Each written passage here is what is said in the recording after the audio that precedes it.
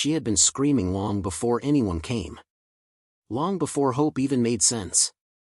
Her voice tore itself raw beneath the open sky, ripped apart by heat so thick it felt alive. Each cry dissolved into the prairie air like it never existed, swallowed by distance and dust. Maggie Doyle hung suspended on a crude wooden frame planted deep into the Lincoln prairie. One leg hauled high by a rope tied too tight. Wrists bound above her head. Her dress shredded by splinters and wind. Skin scraped raw where the wood bit into her. She tried again and again to pull the torn fabric down with her tied hands. Every attempt only dragged more attention to what she wanted hidden. Every breath made it worse. Pain wasn't the worst part. Pain at least ends. What hollowed her out was the thought that if she died here, this is how she'd be remembered, if she was remembered at all.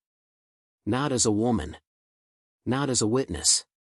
Just as something ruined and discarded. The men who did this had laughed when they rode away. Prescott's men. They said the sun would loosen her tongue before nightfall. Said heat had a way of turning lies into truth. But there was nothing to confess. Only something she'd seen. Something powerful men didn't want spoken. She whispered for help anyway, even though the land never answered prayers. Even though the desert had never shown mercy to anyone. Hours dragged by. The sun climbed higher. Her vision blurred. Then, movement. A shadow stretched across the dirt. Her heart lurched violently. Horse. Someone was coming. Hope flared and died in the same breath. Prescott's men might be returning. Men like that always came back. Sometimes just to watch the end. The rider slowed as he approached, dust trailing behind him. He stopped beside her frame. She lifted her head. The man wore a battered hat and carried the look of someone who had lived hard and learned harder lessons. His eyes, pale blue and exhausted, locked on her with disbelief. He didn't speak. He just stared. And then his gaze dropped. Too low. Right where she couldn't bear to be seen. Shame hit her like fire ripping through dry grass. "Don't look," she cried, voice breaking completely. The man snapped his head away instantly, horror and guilt flooding his face. But what was seen couldn't be unseen. The bruises. The rope burns. The unmistakable mark of cruelty. Jacob Hale swallowed hard. He'd seen battlefield wreckage. He'd seen men torn apart by orders they didn't understand. But this? This was something else. He stood frozen, torn between instinct and conscience. Maggie squeezed her legs together, trembling. "Please," she whispered. "Please don't look at me like that." Jacob lifted his hands slightly, palms open. "Ma'am," he said quietly, "I'm not here to shame you." His voice was rough, worn thin by years of dust and regret. "I'm here because you don't look like you'll survive much longer." She studied him through the haze of pain and fear. Most men spoke kindly when they meant harm. But he didn't sound practiced. He sounded tired. Jacob stepped closer, careful not to startle her. He circled the wooden frame slowly, eyes scanning the knots and ropes. When his fingers brushed the cord, he muttered a curse. These knots weren't meant to hold someone. They were meant to cut. "Prescott," he said under his breath. Her body stiffened at the name. "If he did this," Jacob said quietly, leaning closer, "it wasn't about the truth. It was about breaking you." Tears slid free despite her efforts. Jacob knelt and touched her ankle gently. She flinched violently. "Easy," he said. "Just checking if you can feel your foot." "I feel everything," she whispered. "I wish I didn't." He looked up then. Their eyes met. And something settled inside him.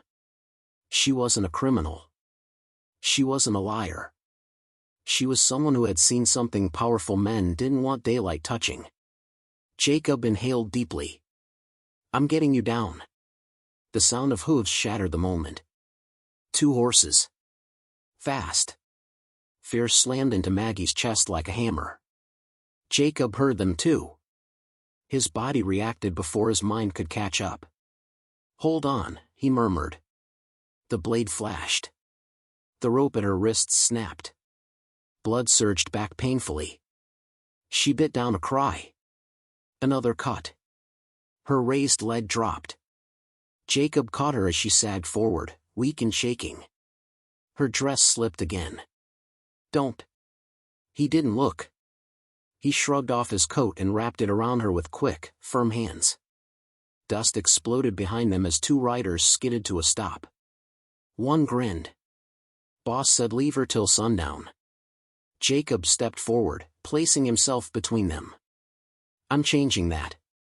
The second man sneered. Thought you knew better, Hale. That's why I stopped following orders. The first reached for his gun. Jacob moved first. His fist cracked against the man's jaw. Pain shot up his arm. The man staggered but swung back, clipping Jacob's nose. Blood spilled instantly. The second man lunged for his revolver. Jacob grabbed his wrist, but age slowed him. An elbow slammed into his ribs, igniting old pain. The gun slipped free and hit the dirt near Maggie's feet. She grabbed it without thinking. She fired straight into the sky. The blast cracked across the prairie like thunder. Both men froze. You want another? She shouted, voice shaking but fierce. Next one won't miss. The courage drained out of them. They backed away, swearing, then fled in a cloud of dust. Jacob wiped blood from his nose. Can you ride? He asked. I'll fall, she whispered. I won't let you. He lifted her into the saddle and climbed behind her. The horse surged forward. Wind tore at her face. The world spun. Her fingers slipped. Stay with me, Jacob murmured. Darkness closed in. When Maggie came back to herself, the world felt tilted and wrong. The sky drifted in and out of focus above her, pale and washed thin. Every sound arrived late, like it had to travel a long way just to reach her ears. The steady thud beneath her cheek took a moment to make sense. A heartbeat. Not hers.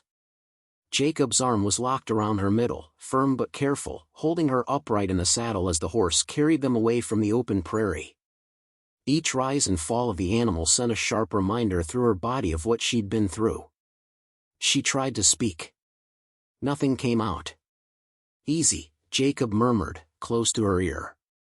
You're safe for the moment. Safe. The word felt unreal. Fragile. Like it might shatter if she thought about it too hard.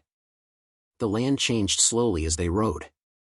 Open grass gave way to scrub, then rock. Jacob guided the horse off the main trail, down a narrow path worn by deer and rain rather than people. He didn't look back, but he listened, always listening, for pursuit. By the time they reached the shallow draw above the Rio Bonito, Maggie's skin burned so hot it scared even her. Jacob slid from the saddle and lifted her down with a grunt, as if the effort came from somewhere deep in his boots. He laid her beneath a shelf of stone where the wind couldn't reach and the sun couldn't fully punish her.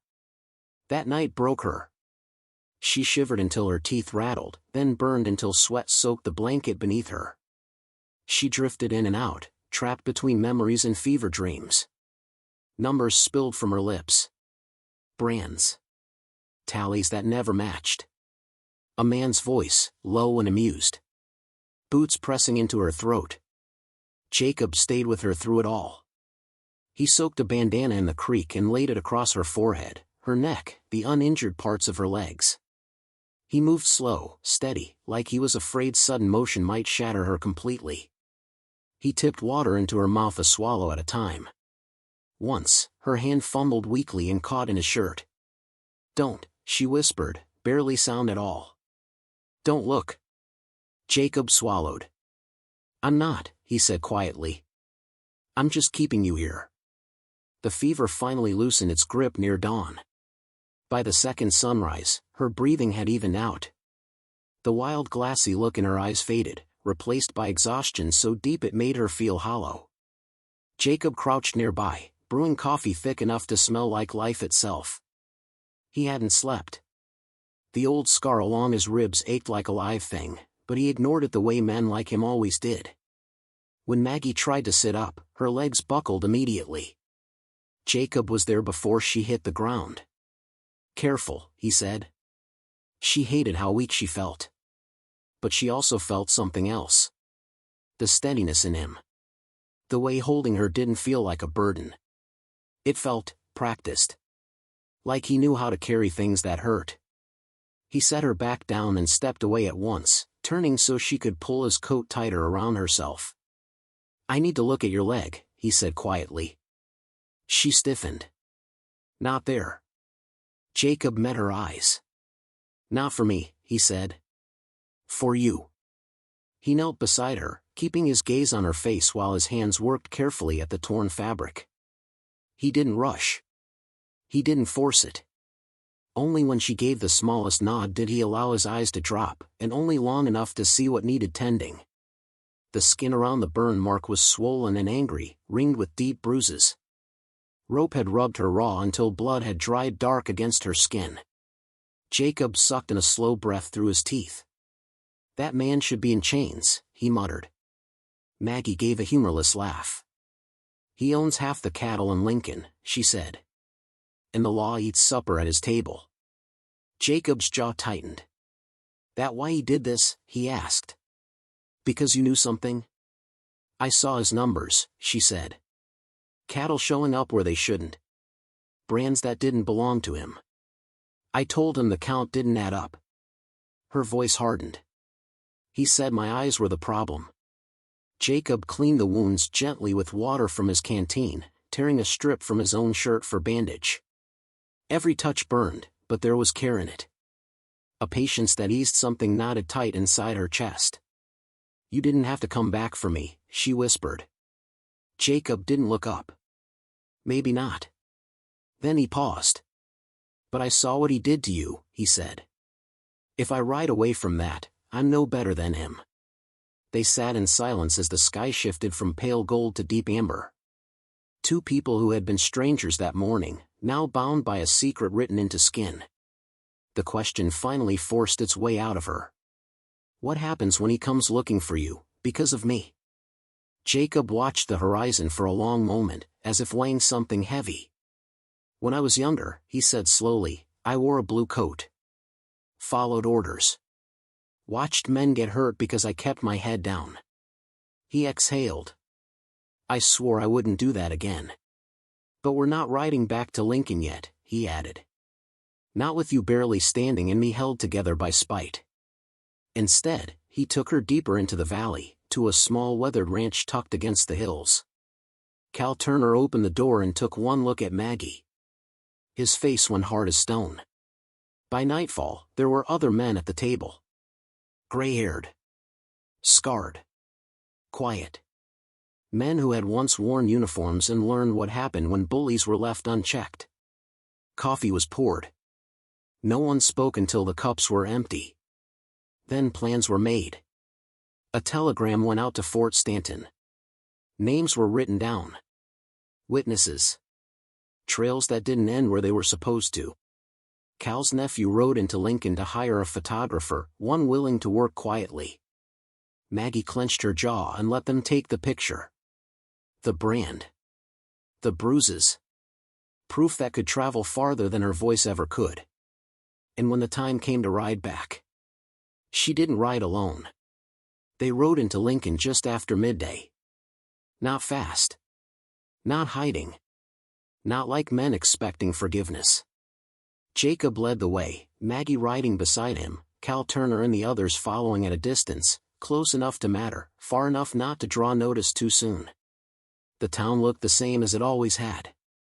Sun-bleached storefronts. Dust-choked streets. Men lingering where they always lingered. But Maggie felt it. Every step the horses took tightened something in her chest. Prescott's office door swung open before they even reached it. He stepped out smiling. A man who had never doubted the world would keep bending for him. "Well," he said, voice thick with confidence, "if it isn't Jacob Hale. Heard you'd gone soft." His eyes slid to Maggie. "You should have listened," he added. "Some things aren't meant to be brought back." Jacob didn't answer. Maggie did. She swung down from her horse. Her legs shook, but she stayed upright. People began to gather, wives, ranch hands, storekeepers, the preacher pretending not to stare. Prescott chuckled. "You've got some nerve showing your face." Maggie took a breath and stepped forward. "You told them not to look at me," she said. Her voice carried. "You told them if they did, they'd see something they shouldn't." Prescott's smile thinned. "So look," she said. She pulled Jacob's coat aside. The crowd went silent. The mark burned into her skin caught the light. Gasps rippled outward. "That," Maggie said, steady as stone, "is what he uses when numbers don't add up. When someone sees what doesn't belong to him." Prescott's face darkened. "She's lying." "That brand says otherwise," said a calm voice. An officer from Fort Stanton stepped forward. The telegrams had been read. The witnesses found. The stolen cattle traced. Prescott looked around, and for the first time, saw no place left to hide. By week's end, the man who once owned half the territory walked out of Lincoln in irons. The town breathed easier. Later, Maggie stood on Jacob's porch, watching the field stretch out under an open sky that finally felt honest. "If you'd ridden away that first day," she said softly, "I'd have died thinking I was nothing but that mark." Jacob shook his head.